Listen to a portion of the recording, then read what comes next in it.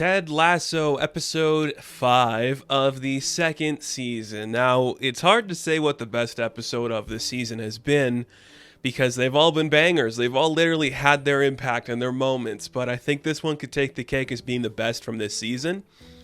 And I think this was just great. Everything about this, just the tropes it played up with, like the rom-coms, like reenacting moments, having literally the fans talking like in When Harry Met Sally, I think is great. It's a really strong episode, and it just does so much fun stuff.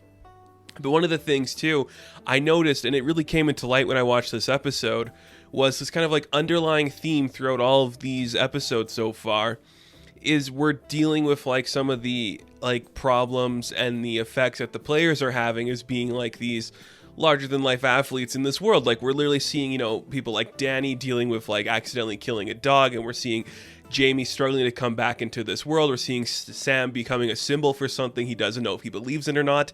And in this episode, we are seeing Isaac struggling with the burden of leadership and enjoying the game that he has played his whole life. And I think that's really fun.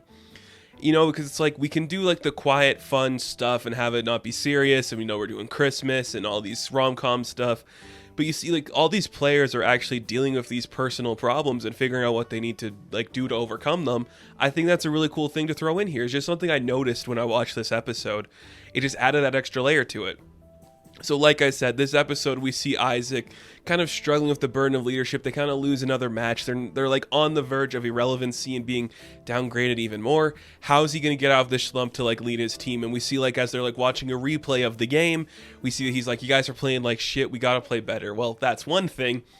Actually, executing that's another.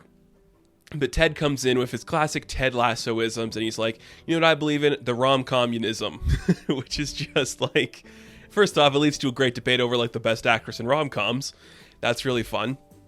But it's like, we're like the ragtag group. This is the middle of our act, and we're going to come back together at the end and actually do something great. Very cool to see that. But how are we actually going to execute that? We don't really know. We'll have to figure it out as the story progresses. And we got kind of like two central stories throughout this episode.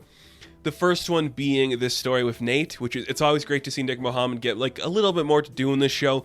I feel like him and Beard have kind of like been pushed to the sides a little bit this season, where there's been like the characters doing like the Diamond Dog stuff that haven't really like been focused on or anything. So Nate gets some stuff to do here. He wants to get a nice table at his dad's favorite restaurant to celebrate his parents' their 35th anniversary. He has to be assertive to do it and kind of like learn how to like put himself in that position that he hasn't really been in before. It leads to some really fun stuff where he kind of talks with Keely and Rebecca and like, how do you assert yourself in a situation? They kind of help him figure that out. It's great. He just perfectly plays that role, and it's just really fun to see like these girls just have a little bit of crazy stuff too. Like the whole skit with Rebecca when she's like, I make myself big, and she's like, and she's already a tall girl. Like Hannah Wanningham's not a petite woman, but that was just really funny. She's still towering over everyone in the room. I love that. Nate's just like, well, it's easy for you. You're the most powerful person in any room you walk into. Again, building these girls up. I love it. I just love Nate just struggling to find what he can do in that situation because he doesn't feel like he can do anything about it. He's just become so accustomed to being like the guy who's quiet and doesn't say anything. So when he tries to assert himself, like the waitress whose name is Jade, it's really funny. And she puts them in like the back room. And then when he goes into the bathroom to actually like, okay, build yourself up, do the big thing, make yourself big. He spits on the mirror looking at his own reflection. It's great. It's just really funny, and it's solid stuff. And it just, again, it kind of has like, let's make Nate this guy. Let's make Nate the great. Let's make him something cool. So he does get the window table for his parents. They're like, oh, good for you. And I'm just like, that's fun. I mean, Nate didn't have a lot to do in this show, but that's a fun moment. Just give him in a little episode to see him like building up his confidence, getting the help of the powerful women in this world. It's really cool. It makes for a fun time, and I really enjoyed seeing that side of things. So that was a really fun, just like B story to throw in here. Just letting Nate figure that stuff out, because I think it's going to kind of come into conflict with what we saw in the latter half of this storyline, which is the stuff with Roy Kent. Now, of course, Ted wants to get Isaac out of his slump, but they're like, should we have him talk to the like therapist? And of course, we're not going to do that because Ted doesn't want to do that. He's going to call in a favor, and he meets Roy at one of his favorite kebab places, and he's just kind of pissed that Ted showed up. And basically, Ted is like, you could coach, you could kind of help us out in this situation, maybe you would. And he's like, I don't want to do that crap. It's not what I want to do at all. But he does agree to help Isaac, so they kind of like take Isaac to the secret location, which goes into a really fun bit where like Roy's hiding in the shadows and just appears in front of them out of nowhere and forces Isaac to play soccer with a couple of just like random kids that he's never met before. Gets his ass kind of whooped and just realizes like you have to have fun. It's one thing to be a professional, but you should also realize like you play this game your whole life, enjoy it a little bit, and have a good time. And this kind of supplants the idea inside of Roy's head like maybe I do like coaching. Maybe I do want to do something like that. It's still kind of shitty, but Ted's slowly breaking through to him a little bit. And when it comes the day of the big game against Sheffield Wednesday on a Saturday, another great bit at the beginning of this episode, the Sheffield Wednesday Saturday stuff. Again, Beard's not getting a lot, but he just silently puts in those quiet little funny quips, and it works. And you love it, and you respect it. So that's really fun, but Isaac's more loose now. Him and his like team are doing like these training exercises where they're like dancing in a circle. He'll slap somebody's hand and they'll break into the dance, or a little skit they do. It's really fun. But as Roy's doing like the pundit job for this, he's slowly starting to realize, what are we doing here? Just like breaking down the idea of punditry, which is just like kind of what I'm doing now. It's like one thing to talk about it, but it's another thing to do it or tell the people what they're doing on there.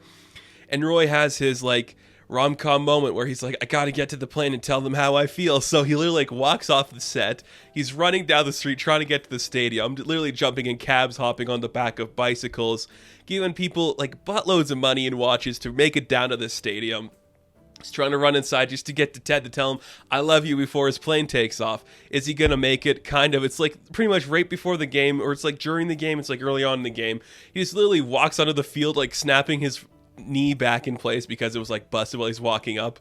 And he gets his ticket for Reba McEntire, which is very funny.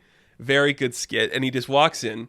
He sees Ted. They lock eyes. And you just have your I love you. I know. It's just like, you had me at hello, you had me at coach. So we spent an entire episode playing with this idea of rom-communism, which is just like the ideals of romantic comedies, presenting himself in this world, being assertive, finding what you want to do for the rest of your life, being what you want to be for the rest of your life, having these people. What is that going to look like? And we see that Roy Kent decides that it's time to do what he wants to do, and that's be on the football field, even if it's in a position that's not playing football. He is going to be a coach. And I'm like, that's pretty cool. Like, I think we all kind of thought it was going to go that route eventually, and I'm kind of glad it did. It just makes sense to me that that's what they do. And like I said, I think it's going to come like a little bit of a headbutt, because like when the music swells up and it pans to Nate, he starts to feel a little bit different, and the music kind of switches when Nate sees this, and he's talking to Roy, and it's just like, we're going to build up some tension here where Nate's going to need to like build himself up again now that Roy is going to be a member of their quartet here. I think that's kind of cool. And we see that kind of Nate has his own office area, so maybe we're going to see he's going to have to share it with Roy, and he's not going to want to do that. Or Roy's going to like relegate, just like kind of push Nate to the side a bit where he's not going to be able to do the things he wants to do. I guess that could be something to explore. It's kind of fun. Like, you built Nate up in this one way, and now we're going to see kind of maybe knocked back down a certain way later on in the season. Is this 8 or 10 episodes? I can't remember, but we're halfway there at least, and I love this show. Like, it just works so well, and you just got great actors like Brett Goldstein and Jason Sudeikis playing off each other so well. It really works. Another small thing in this episode that they kind of set up, and I think this is a red herring, so I wanted to say it initially. We saw that Rebecca is using Chatter or Banter. I think it's Banter, the app. And she's talking to this guy, and she's like, I don't know how personal to get. And when he asks what it is she's looking for, she does reluctantly say, I guess it's love. And they're talking about what they like. And she says she's part of like a football team. And it's just like, oh, what football team? And as she is texting that, and she's talking to this guy on this app, we cut directly to Ted putting his phone in his pocket after texting someone. So you're kind of setting up, just kind of putting in the idea that it's going to be Ted that Rebecca's talking to, and if Ted is using the app, he's talking to Rebecca. Just like, are those two in communications with each other? I wanted to bring it up because I think it's a red herring. I think it's like, oh, you're led to believe it's this thing, and then it's going to be a curveball, and Rebecca is talking to somebody else, maybe her ex-husband. I didn't even think about that till right now. It could be her ex-husband. I can see that being the case too. That's just more conflict for her.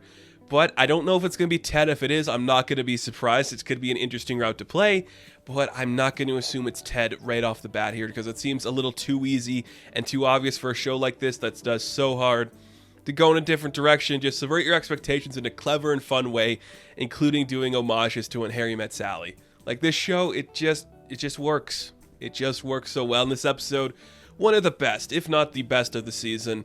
It just did it just hit everything on the right note. And it's very impressive to see a show do that 5 episodes in a row. That's really cool to see. It's very impressive. I love this episode, and I love this show. So that is this episode of Ted Lasso. We're going to get a lot of fun stuff coming down the next episodes, and I cannot wait to talk about it with you guys. And thank you so much for watching this video. Be sure to like and subscribe to the channel. As always, you can check me out on Instagram, TikTok, and Twitter. I will catch you guys in the next one. Have fun. Stay safe. Good luck.